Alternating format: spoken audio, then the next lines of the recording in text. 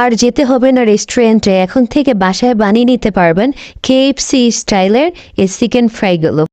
এখানে আমি 3 টেবিল চামচ টমেটো কেচাপ নিয়েছি, হাফ টেবিল চামচ মরিচ বাটা, হাফ টেবিল চামচ সয়া সস, 2 টেবিল চামচ পরিমাণ মধু, 1 টেবিল চামচ সুগার, আর দিয়ে দিচ্ছি হাফ চামচ পরিমাণ রসুন, 2 টেবিল চামচ পানি।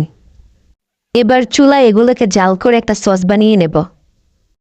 এবার মুরগির বুকের অংশ নিয়ে চিকন চিকন করে কেটে নিয়েছি, আনুমানিক 350 গ্রাম হবে।